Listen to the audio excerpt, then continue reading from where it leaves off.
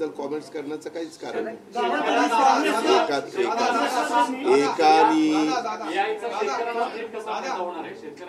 अहो AI संदर्भात शेतकऱ्यांना आम्ही सर्वे करून आम्ही आता पॉलिसी आणतोय. ती पॉलिसी आम्ही जाहीर करणार.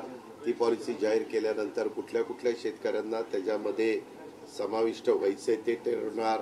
त्याच्याकरता लागणारा निधी आम्ही जिल्हा बँक किंवा राज्य सहकारी बँकेकडनं उपलब्ध करून त्या ठिकाणी देणार.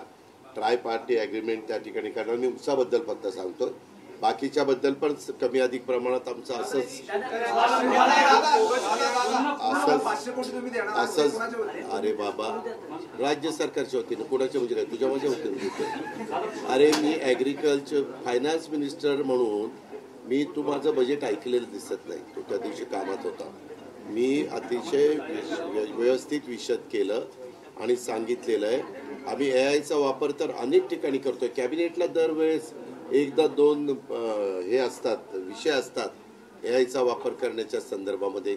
केंद्र सरकारने पण ते मनावर घेतलंय आणि आता त्या रस्त्याने गेल्याशिवाय आपल्याला गत्यंतर नाही. एकाने मला उशीर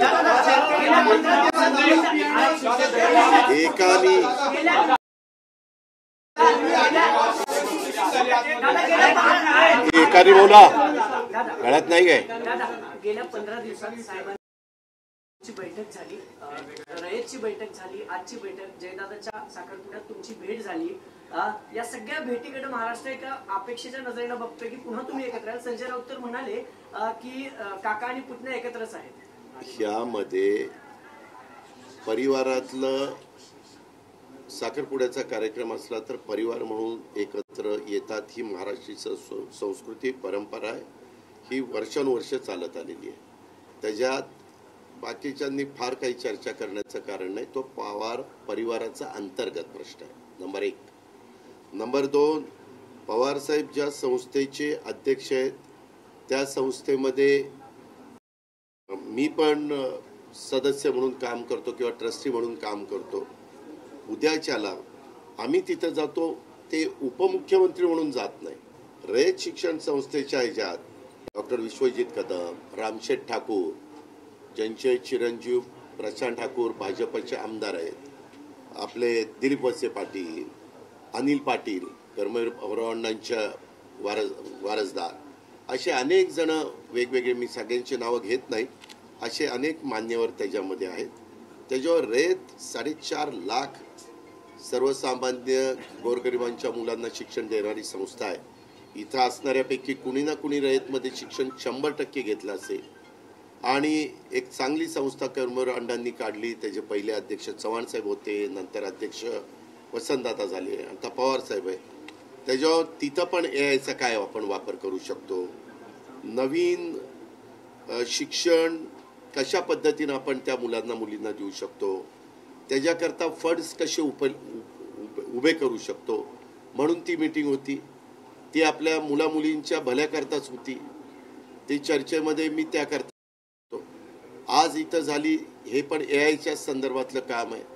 आता त्याबद्दल जर आम्ही शासनामध्ये काम करतोय, मी किंवा माणिकराव कोकाटे वगैरे बाकीचे मान्यवर, त्याच्यामुळं ज्याच्यातून राज्याला फायदा होणार असेल, राज्यातल्या शेतकऱ्यांचा फायदा होणार असेल, राज्याचं शेतकऱ्यांचं उत्पादन वाढणार असेल, राज्यातल्या शेतकऱ्यांचं पाण्याची बचत, खताची बचत होणार असेल, तर या गोष्टी केल्या पाहिजेत. त्याच्यामध्ये देवाणघेवाण केली पाहिजे. ज्याला जी माहिती आहे ती माहिती तिथं दिली पाहिजे आणि त्याच्यातनं पुढं गेलं पाहिजे. ह्या तर गोष्टी कुठंच अडचणीच्या नाहीत ना. त्याकरता अशा वेळेस बसावं लागतं. आता अनेकदा पंतप्रधान पण इतर मान्यवरांना बोलवतात आणि चर्चा करतात. मुख्यमंत्री पण अनेकदा सर्व पक्षीय विरोधकांना बोलून त्या ठिकाणी चर्चा करतात. काही विषय असे असतात की ते राजकारणाच्या पलीकडे बघायचे असतात. सगळ्याच गोष्टीत राजकारण आणायचं नसतं. सगळ्याच गोष्टीत आता निवडणुका झाल्यात, भारत सरकारच्या झाल्यात, महाराष्ट्र सरकारच्या झाल्यात. तिथं 5 वर्षाकरता सरकार आलं, इथं 5 वर्षाकरता सरकार आलं.